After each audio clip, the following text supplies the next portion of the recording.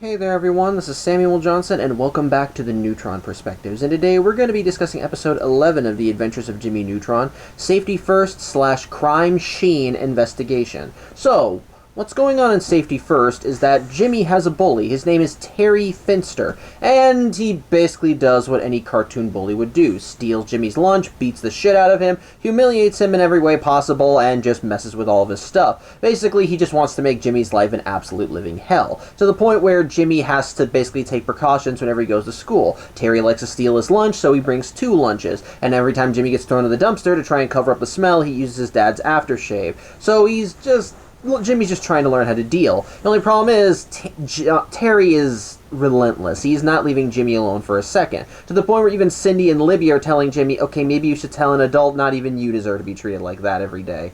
But Jimmy, being Jimmy, doesn't want to resort to telling an adult just yet. He wants to find his own solution for this, and so he decides that he's going to invent a way of defending himself against Terry. As such, when he gets home, well, he creates basically an anti-bullying tech. In this case, it's a flying saucer a miniature flying saucer that's piloted by 2 nanobots. And basically, their main priority is that whenever Jimmy is in danger, the nanobots will react in the flying saucer and basically deal with whatever is endangering Jimmy. As such, Jimmy tests it out by having Goddard pretend to attack him, and so the nanobots end up taking care of Goddard. And so the next day when Jimmy does end up going to school, well, Terry once again tries to harass Jimmy, and the nanobots end up sending Terry packing. So at first, it does look like everything's going well, and all the other kids are actually congratulating Jimmy for solving this problem. Unfortunately, though, the nanobots don't stay docile for very long, as well. Turns out that any threat that they perceive any threat towards Jimmy, they react, and it basically can go from anything. It can go between an actual threat where someone is genuinely meaning to harm Jimmy, to just someone being a jerk, to just someone lightly punching Jimmy on the shoulder. You know, just like a friendly, that's a cool thing, bro. And as such, the nanobots just react to everything. When Nick ends up doing that whole playful fist bump thing to Jimmy, and they end up dousing him with itching powder. And when Miss Fowl tells Jimmy he has to get rid of the flying saucer for class, they end up basically spraying her with ink, which in turn gets Jimmy 3 consecutive detentions. And as such, Jimmy's beginning to realize that maybe the nanobots have a few bugs that he needs to work out, which is affirmed when Sheen comes running up wanting to show when Sheen comes running up wanting to show Carl and Jimmy his new Ultra Lord action figure, and when he accidentally jostles either the flying saucer or Jimmy, the flying saucer ends up hog-tying him and giving Carl a cookie because he kept his mouth shut about what the nanobots did. Unfortunately, though, the nanobots are also not letting Jimmy get anywhere near them with any kind of tool, because any kind of sharp object they perceive as a threat, and so they immediately disarm Jimmy, if just for his own safety. So Jimmy realizes that he's basically stuck with these things, and the next day, things just go from bad to worse, as the nanobots basically perceive everybody as a potential threat. As Jimmy tries going to school and hiding, and they follow him, and when he tells them, "I don't need you, go away," they say, "Who told you to say that? We'll find him and make him pay." And so it results in every kid in school basically giving Jimmy a wide berth, to the point where the nanobots start forcing all the kids in school to sing Jimmy's praises, quite literally, as we actually see Jimmy in class, and they're actually orchestrating the kids to sing a ballad for Jimmy, and when they don't sing it loud enough, they want it to be done again. And Jimmy, unfortunately, is powerless to stop any of it. So he tries figuring out how to best deal with the nanobots, and a solution comes in the form of his father, who, there's been a kind of running gag throughout this episode where Jimmy's parents try to sit him down for the talk, because they see what's going on with Jimmy taking 2 lunches and using the aftershave, and they think he's going through puberty, so they think that he needs to have the talk. Not helped by the fact that when they hear Terry's name, they think it's a girl's name, so they think that Jimmy has the hots for a girl named Terry.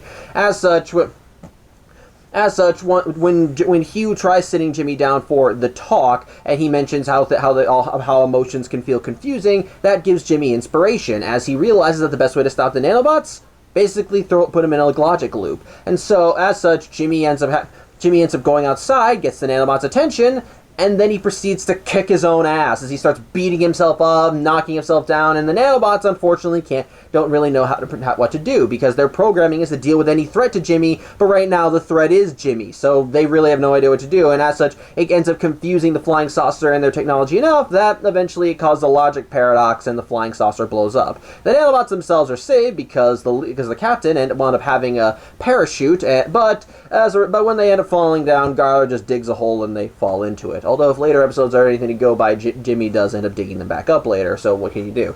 Point is, nanobots are stopped. Jimmy's parents finally try to get him to have the talk, but Jimmy basically tells him, no, it's fine, I don't have to deal with Terry anymore. Terry is basically transferred to another school, so not my problem, it's all good. And so Judy thinks that her son is basically heartbroken because there's no Terry anymore, and so she tries ushering him inside to comfort him, but Hugh is basically prepped to do the talk. And so he decides to give the talk to Goddard. It's kind of funny, too. He directs it towards Tux. It's weird. But, yeah, that was one. But next up, there's Crime Sheen Investigation. And what's going on in this episode is that Sheen one of Sheen's Ultralord action figures has been stolen. What happened was that he took it out to the park to just have a daily romp, have fun, do its own thing, but at one point he put the Ultralord down by a big oak tree while he ran to an ice cream truck to get some ice cream, and in the 5 minutes that he was gone, someone came by and stole the Ultralord toy. And as such, Sheen begins freaking out and he needs help. So he rushes to Jimmy and wants his aid to try and find his Ultralord's action figure. And so Jimmy actually is intrigued with the idea of solving this case and decides that he will take it and solve it with science. And as such, he goes to a costume shop and basically dresses himself up as Sherlock Holmes, and he recruits Carl to be his resident Watson. And as such, they end up going to, the scene of the crime and using a thermal scanner. Jimmy is able to find the thermal signatures for all the people who were in the park at the oak tree in the time that Sheen was away. And as such, they end up narrowing it down to 4 potential suspects. Cindy and her dog Humphrey, which is technically 5, but dog's kind of with Cindy there. Judy, Jimmy's mom, a squirrel, and Nick. And as such, Jimmy decides to eliminate the squirrel and basically narrows the suspect list down to Cindy, Judy, and Nick. And as such, Carl, and Sheen begin going to question they end up going to question each of the potential suspects. First, he goes to Cindy, and basically they do give Cindy a viable motive, as apparently the day prior, while Cindy was doing a presentation in school, Sheen accidentally embarrassed her by basically telling the class that he accidentally flicked a scab onto her shirt and he wants it back, and her reaction caused everyone to laugh at her. And as such, Cindy says that that was annoying, but that wasn't enough for her to want to humiliate Sheen. But they do end up confirming that she did have ill intent for Sheen that day, as after she undergoes a lie detector test, she ends up unintentionally revealing that her dog Humphrey has a habit of eating junk, which he confirms when he actually spits up a license plate. I don't know why he would eat that, or how he would eat that. I think that would rip up a dog's insides, but what can you do? Point is, though, that does confirm that that both of these points do end up breaking through Cindy rather easily, and Cindy does admit that, she did end up taking Sheen's action figure and fed it to her dog, but he immediately spat it back up, so that basically means that she didn't take the doll, although to try and get further evidence, Jimmy wants Goddard to x-ray Cindy's clothes, which rightfully gets him slapped. I guess his parents were right. He was going through puberty. But either way, Jimmy ends up going to talk to his mom. And the group ends up going to talk to Jimmy's mom, who's dusting the grass outside for whatever reason. And as such, Jimmy begins questioning her, and while she is a little taken aback by it, she does kind of go along with it until they do start pointing out how Judy has a thing for wanting to keep everything clean, is basically on this council for keeping litter out of Retroville, and basically just giving a multitude of reasons for why she would want to get rid of the doll. And while Judy does end up calling Jimmy out and almost gets him punished, Jimmy manages to grab her hand and have Goddard scan it, and her hand is basically positively ID'd for the same materials that Ultralord action figures are made from. And Judy finally does fess up that she did want to throw the Ultralord doll away. She thought it would make a mockery of everything in the park there and thought that it just needed to be tossed. But unfortunately, due to it being covered in dog slobber, thanks to Humphrey spitting it back up, she didn't even want to handle it. And so she ran back home to get rubber gloves, but he wouldn't give them to her, mostly because he was using them to wear on his head to pretend that he was a rooster man. That's not even a joke. That's what he was doing. As such, Judy never took the doll. So that basically just limits the suspect list down to Nick. And as such, Jimmy and his friends do end up confronting Nick, and they do give him potential motive. As it turns out that he wanted to get this special kind of mousse that could go into his hair, but well, it was $53, and apparently Nick was shy that day. And However, when he mentioned this at one point, Sheen had overheard it and mentioned that his Ultra Lord was worth that much, and so basically Sheen and Co. basically say that Nick stole the Ultra Lord doll so that he could hawk it and use the cash to get the mousse. And as such, Jimmy wants to get a lock of Nick's hair to confirm if he does have the mousse, and well, Nick's not exactly happy with being accused of this crime, because especially since when the story of Nick saying he wanted the mousse was altered to may have him say something that he genuinely didn't say, which is I better steal it then. But basically he ends up kicking the shit out of the trio, and they end up getting tossed into a dumpster. Yeah, maybe a little bit more deserved there, but at least in the struggle, Jimmy did get a few locks of Nick's hair. Unfortunately, it tests negative for the mousse, which means that no, he never got his hands on it, which means he probably never stole the doll. As such, Jimmy begins wondering if he missed anything, and so he goes to Carl, because Carl was supposed to be taking notes throughout this whole endeavor, and wants to see if there's any clues that he overlooked. The entire notebook is filled with sketches of squirrels, because everywhere they went, Carl wanted to look at squirrels. And as such, Jimmy ends up calling Carl out on this, and Carl starts crying because, well, he didn't do what he was supposed to do. But then Jimmy starts thinking it over, and he remembers something that Sherlock Holmes once said. When you eliminate the impossible, whatever remains, however improbable, must be the truth. Although they cut out the whatever improbable line, but my point still stands. Basically, yeah, they eliminated all the other potential suspects, but there is one more suspect left that they didn't even account for. And so, Jimmy leads Carl and Sheen back to the park, specifically back to the oak tree, and after climbing a stepladder to a hole in the tree, they do find the Ultra Lord thief. It was the squirrel, and it was actually a pack of squirrels, as they have the Ultra Lord action figure set up right in the middle of their den, alongside a bunch of other mounted up Ultra Lord heads. Creepy. And it looks like they're doing like this massive ritual, which Sheen at first is in awe of, until he learns that the ritual is just that they can use the Ultra Lord action figure as a nutcracker. And as such, Sheen ends up freaking out as he rushes into the den and basically picks a fight with the squirrels, and the episode ends as Jimmy and Carl leave him be, basically not knowing if he'll get the doll back or not. And yeah, Sheen is basically getting his ass kicked by the squirrels. If Rick and Morty has taught me anything, it's that you don't fuck with squirrels, so I don't really believe that Sheen could get it back. I don't know, point is Sheen's fucked. But anyway, my thoughts on these episodes. First, safety first.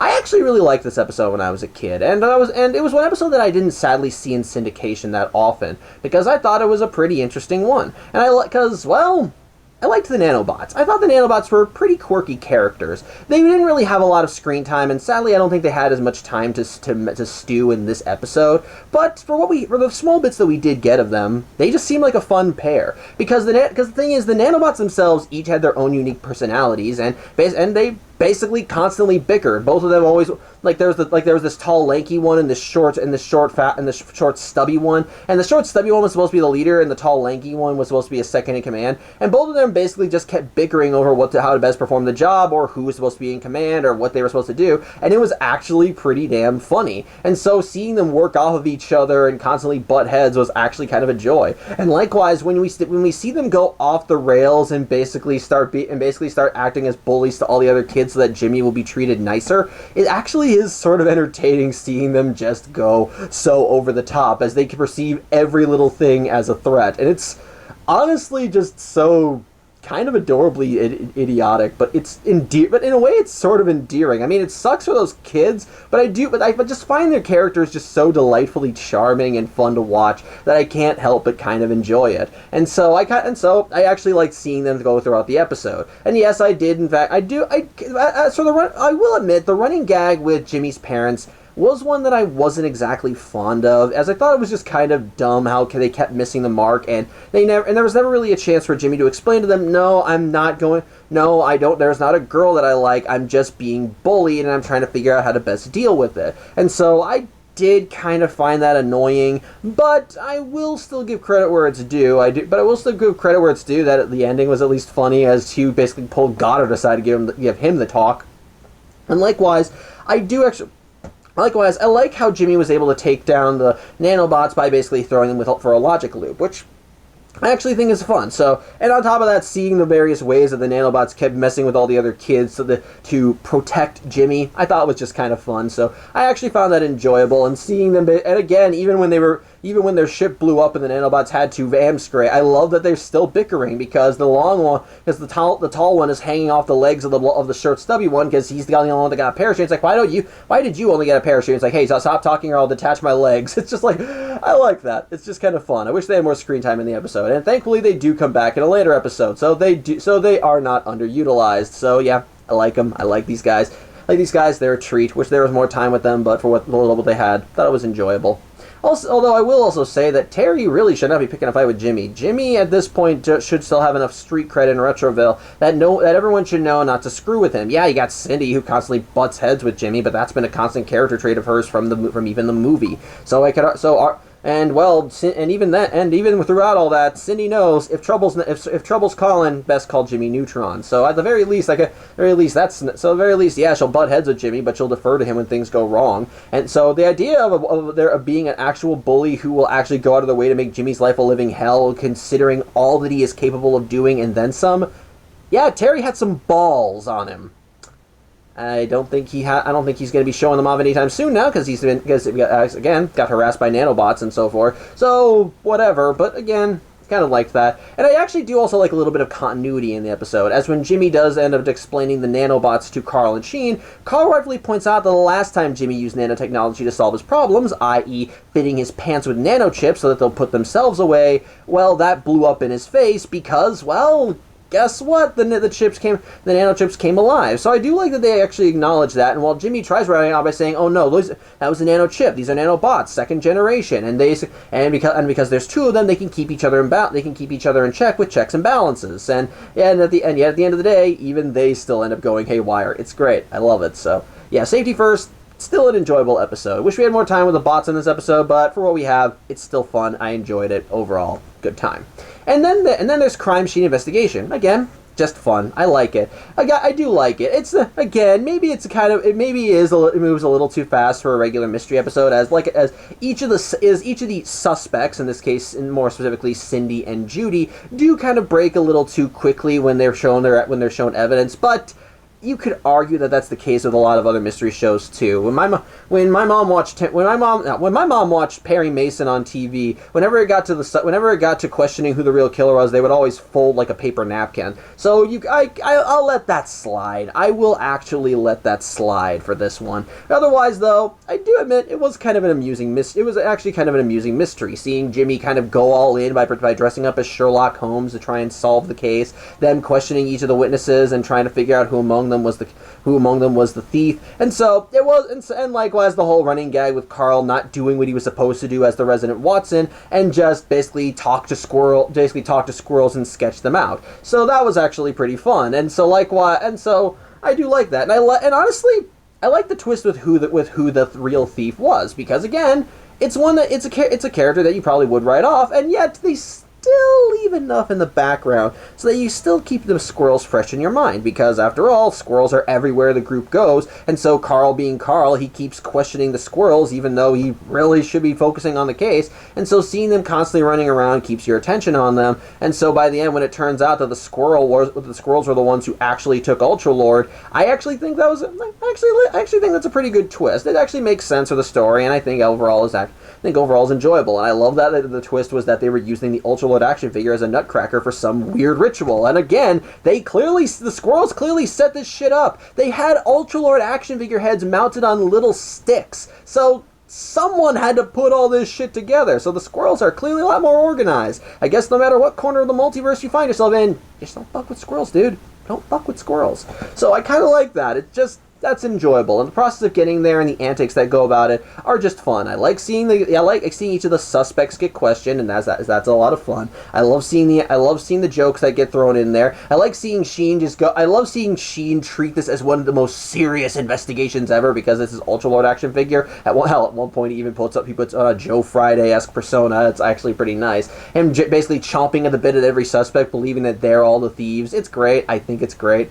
So when it comes down to it, Crime Scene Investigation Investigation, also enjoyable and fun, and I actually do like the twist with the squirrels being the ones that stole the doll, so there you go. So yeah, otherwise, I think that's really all I have to say. Both segments I just found to be enjoyable in their own regards, and I had a good time watching this episode, so yeah, I think that's really all I have to say.